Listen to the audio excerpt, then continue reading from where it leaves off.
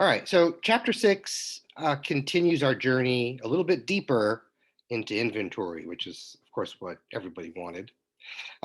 So the first thing we're going to be looking at tonight is sort of a review of the stuff you learned in chapter 5. That's what learning objective 1 is about. The big meat and potato, unless you're vegetarian, is learning objective 2. That's going to take up most of our time tonight. And then a little bit on 3. There's really not too much to do here, but 2 is the big tuna. How's that? The vegetarians eat tuna? Maybe, I'm not sure. Okay, so here's, you know, all this stuff from chapter 5. So let's do a quick rehash. Learning objective 1, super duper fast. We are focused on merchandise companies, right? So retailers or businesses that sell merchandise to others. So they basically, on their balance sheet, they only have merchandise inventory. It's an asset account. What you'll learn in accounting 204, which is the managerial accounting, that focuses a lot. It's a large chunk of that is on manufacturing. So you're going to actually understand that a manufacturing company actually has a lot of ways to classify inventory. And so that's fun for your future to look forward to. Woo-hoo. I do teach that. All right, so you already know a little bit about the inventory methods, the perpetual system, which is that continuous updating of the inventory records. And a periodic system, as you know, is literally a physical counting of the items for inventory. But it doesn't matter which system businesses use. Most businesses use the perpetual system because they're all computerized. They still have to take a physical inventory at the end of a particular period of time. The reason is they need to make sure things are accurate. Remember that physical inventory is going to determine really the cost of goods sold, and it's going to determine and adjust the amount of inventory in the store. And sometimes the record might show that we're supposed to have a certain level of inventory and we don't. And so for a manufacturer, that might be wasted raw materials. For a retailer, it might be due to shoplifting or sadly, employee theft. Employees certainly know how to take things because they know the system. So that's a really good reason. These are good reasons to do a physical inventory, and it's done regardless of the system the merchandiser uses. When is it taken? We usually when the business is closed, you're counting, weighing, measuring inventory. Or in the case of a lot of retail places, they'll do it during their slow cycle. So basically is right after, to that second, third week in January through about now, they're still doing, some stores are still doing physical inventory for their records.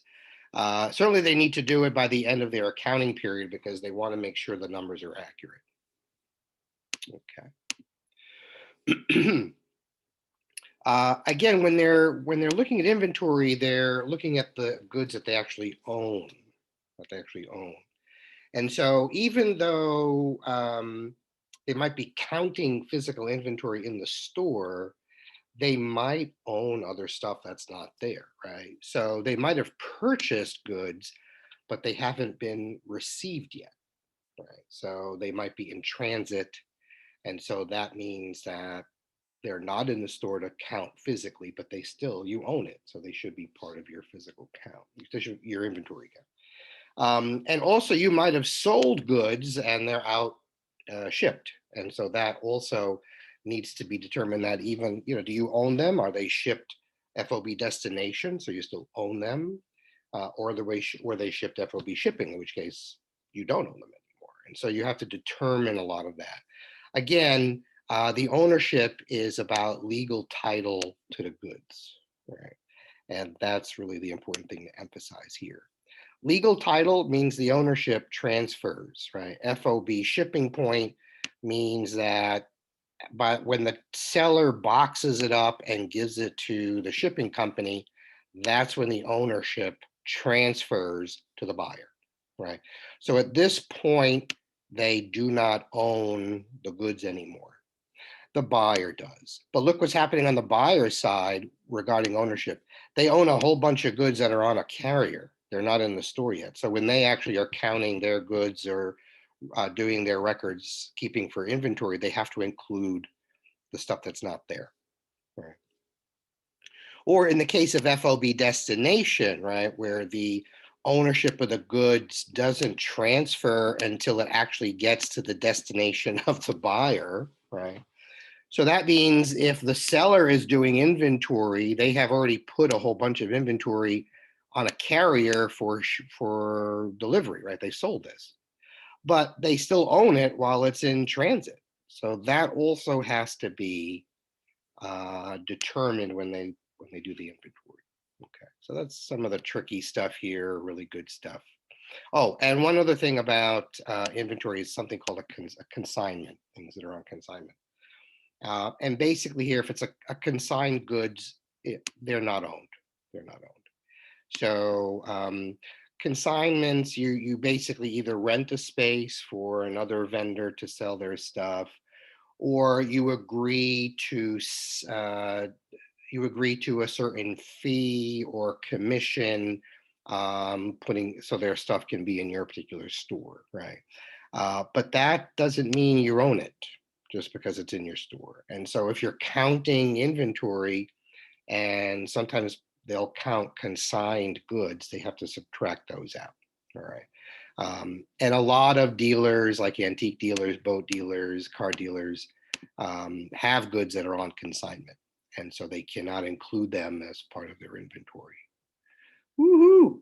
Okay, and those are the rules of ownership. So this is how quick learning objective 1 just goes, right? I told you, cats love this stuff. The has-been company has its inventory count, and this is critical, right? So it has a total value of $200,000 of inventory. That's their physical count, okay? But there's a few things that you have to know.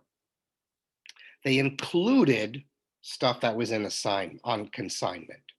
So this $200,000 number includes these $15,000 of goods that are on consignment. So that needs to be taken away. Right? They can't say that that 15,000 is theirs on their inventory, which goes on. Remember, it goes on the balance sheet. It's an asset. Can't overstate your assets. Right? So that has to be taken out. The company did not include purchases of 10,000 that were in transit. So here they bought a bunch of things and they're in transit. And because the ownership exchanged at shipping point, FOB shipping point, they own it, even though it might be on a plane, train, but truck or what have you. They own that. That needs to be in their inventory. So they've got to add this in to their inventory. You're going to take this out, add this in. And here the third thing is the company did not include inventory that had been sold, FOB shipping, right? Well, if you've already packaged it up and gave it to the shipper, it's not yours anyway.